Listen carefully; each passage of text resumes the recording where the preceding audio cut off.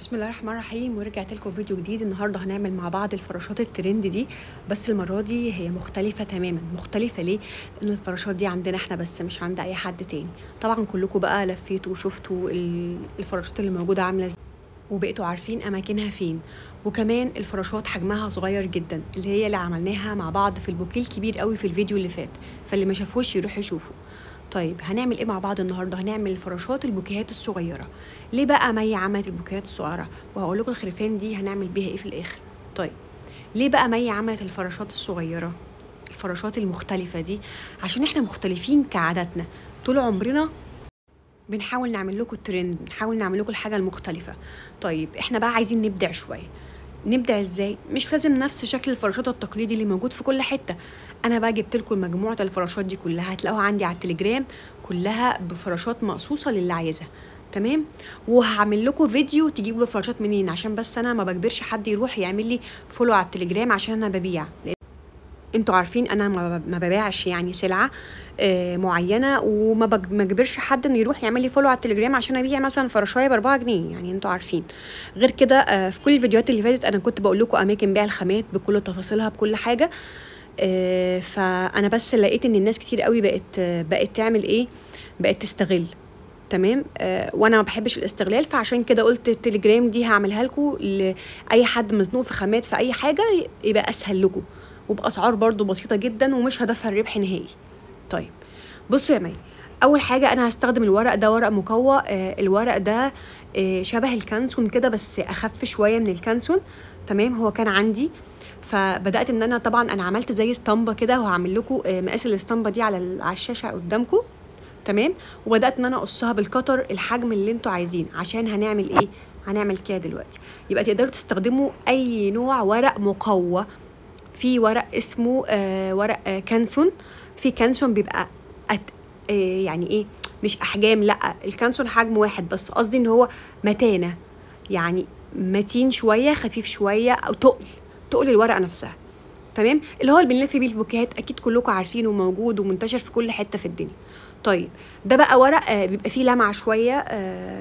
مش قادره افتكر اسمه لا مش عارفه، مش قادره افتكر اسمه ايه بصراحه، بس هو فيه لمعه. تمام. يبقى احنا هندور على الورق اللي هو بتاع البوكيهات اللي فيه لمعه شويه. هنعمله زي القرطاس كده بالمنظر ده، ما تضحكوش. بنحاول على قد ما نقدر نسويهم ببعض. تمام. نسويهم ازاي يا مي؟ هو كده بالظبط. الكسره دي انا مش عايزاها قدام، انا عايزاها احطها في الجنب، فهنحاول نعملها في الجنب بالمنظر ده، ونحاول نداري اي كسره. يبقى انا كده الكسره بتاعتها دي في الجنب عشان تديني الشكل ده. وفي النهايه نقطه شمعه، بصوا نقطه واحده صغيره بس خالص بحطها في النهايه عشان تمسك. طبعا ممكن تستخدمه في نهايه الورقه دي دبل فيس، بس انا كنت عايزه حاجه اسرع واسهل، فبصراحه الشمعه امتن واسرع واسهل في نفس الوقت. طيب الحته الزياده دي مش عايزه الفها تبقى قدام باينه، فبقصها بالمقص بالمنظر ده، وبرده نقطه شمعه صغيره هثبتها. هعيد لكم الخطوه دي مع باقه كمان، يعني انا هعمل معاكم باقتين عشان لو اي خطوه مش واضحه تبقى واضحه معاكم. اللي ما شافش برده الفيديو بتاع الفراشات الكامل يروح يشوفه. هو عشان تسعيره كتير شويه، فاحنا قلنا ممكن نعمل ده. انا بصراحه عملتهم وهفكر ابيعهم في المنطقه اللي عندي، يعني في المكان اللي انا فيه. تقدروا تعملوهم برضو وتبيعوهم في المكان اللي انتوا فيه. طيب ده سلك نحاس كان عندي، فبدات ان انا اتنيه. هنعمل نفس اللي عملناه في البراشات اللي فاتت. هعمل برضو دايره بالمنظر ده وهقصها، بس دي هعملها قصيره قوي عشان انا مش عايزه اهدر سلك كتير. انا هستخدمه عشان بس احطه في البيبي فلاور.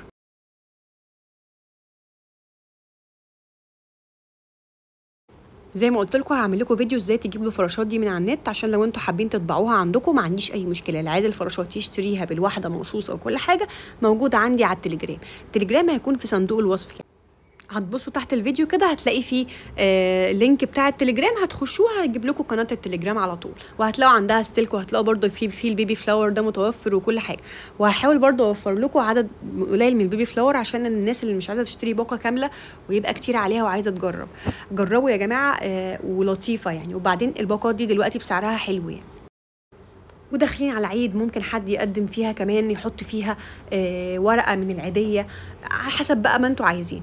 انا بس الزياده دي بتنيها لجوه علشان ما تطلعش بره القرطاس، خلينا نقول قرطاس او باقه، وبتنيها عشان تبقى ثابته بالمنظر ده معايا.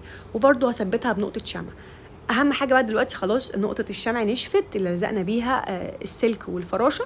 ببتدي ان انا الفها على البيبي فلاور بالمنظر ده. تمام. بس سلك خفيف جدا وطري وبيتني معانا بكل سهوله عشان يديني المنظر ده. قولوا لي بقى اهم حاجه، انا بجد عايزه اعرف رايكم بصراحه وبامانه. ايه رايكم في الفراشات دي؟ الفراشات دي احلى ولا اللي موجوده بره احلى؟ وهل انتوا شايفين انها ممكن تتسعر بكام؟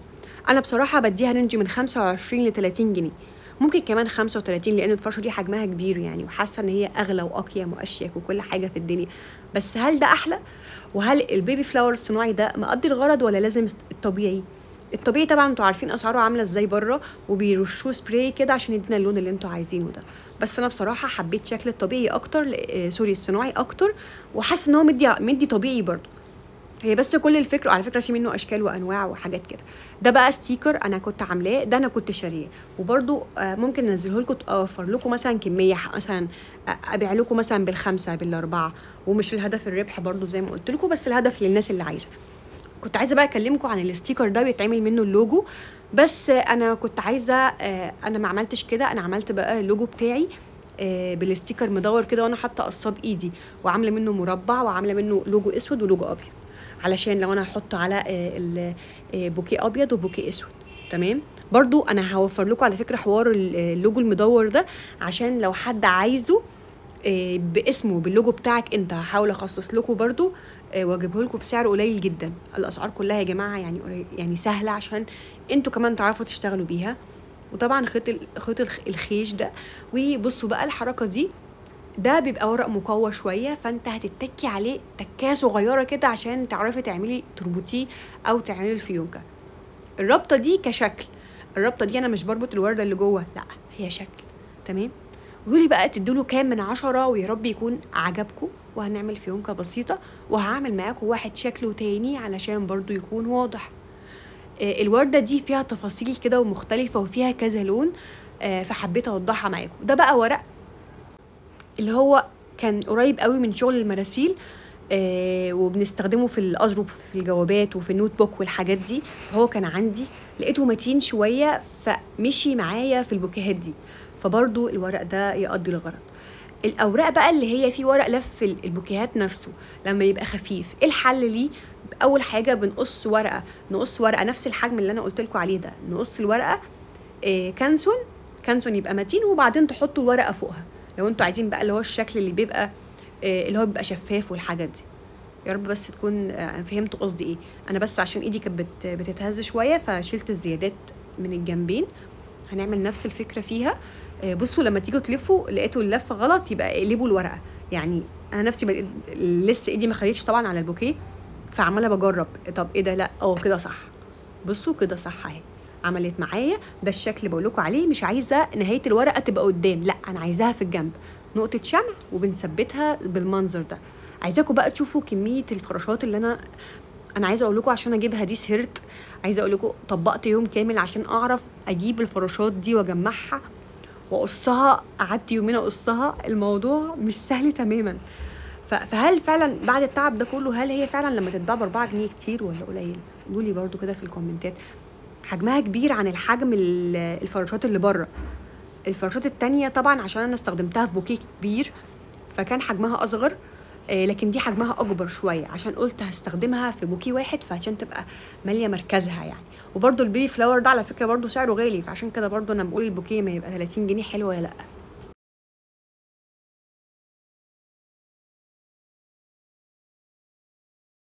مش عايزه الوك معاكم كتير. برضو نقدر نعملها بايدينا لو مش عندنا القصافه بتاعه الاكسسوارات دي. يا دوب هنعمل دايره صغيره خالص، بنلف السلك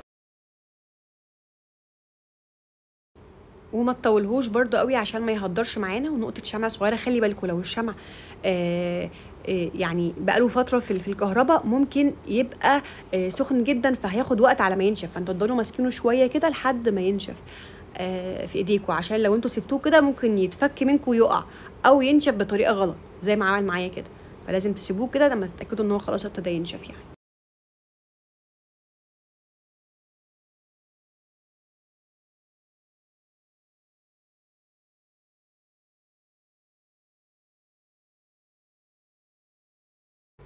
وبنفس الفكرة. يا رب بس تكون الرسالة وضحت وتكونوا تشتغلوا فيه وتقولوا لي كده رأيكم عامل ايه، واللي يعمل البوكيهات دي يبعت لي صوره على الواتساب، وانا يعني هبقى مبسوطة جدا والله العظيم بشغلكم وبطريقتكم.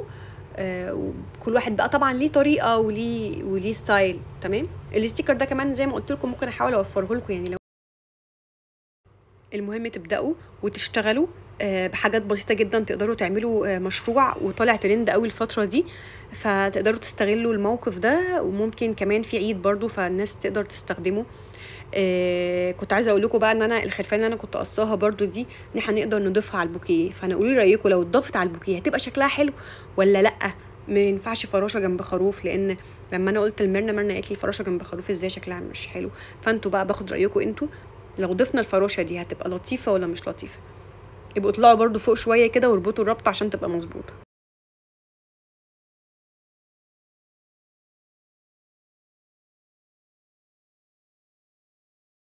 لو حسيتوا ان الورقه باظت منكم تقدروا تفردوها بايديكم كده عادي، بتتفرد يعني. تمام. ولو برضو النقطه اللي احنا عملناها فكت منكم برضو بالجنب كده نقطتين شمع خفاف، تقدروا ان انتوا تثبتوها. واهم حاجه بس خلي بالكم ان انتوا ما تتلسعوش، ومش عايزين خسائر. احنا عايزين نقدر نشتغل ونحقق، وده طبعا مشروع مربح جدا الايام دي، فاستغلوها كويس واقدروا ان انتوا تشتغلوا. المهم ان انتوا ما توقفوش شغل، ابدأوا وربنا معاكم. اعملوا جروب صغير، جروب حسب المكان والمدينة اللي انتوا فيها، باذن الله تقدروا تبيعوا اللي انتوا عايزينه. في عيد ان شاء الله حتى لو قدرتوا ان انتوا في صلاة العيد توزعوا حاجات زي كده بسعر رمزي، اكيد اي حد محتاج ان هو وهو مروح بيته ياخد هدية لمراته لزوجته لمامته حتى، فحاجة لطيفة جدا. ويعني تهادوا تحبوا. يا رب يكون اشكالهم عجبتكم. قولوا لي بقى كده ايه احلى لون عجبكم، الاحمر ولا الازرق ولا الفيروزي؟ بصوا البينك، واستخدمت الاصفر مع الورق ده برضو. ده بقى الورق اللامع اللي قلت لكم عليه، ده خفيف بس انا استخدمت تحته كانسون، وده اللي احنا عملناها مع بعض. يعني يا رب تكون فيديو لطيف عليكم، ولكيت كتير قوي قوي قوي قوي. ده بقى الخروف اللي قلت لكم عليه. قولوا لي بقى رايكم، ممكن نحطه قدام، ممكن نحطه في الجنب برضو بنفس طريقه السلك. فلو اتحط في الجنب والله حاسه ان هو شكله هيبقى حلو، ولا انتوا ايه رايكم؟ قولوا لي في الكومنتات كده رايكم ايه.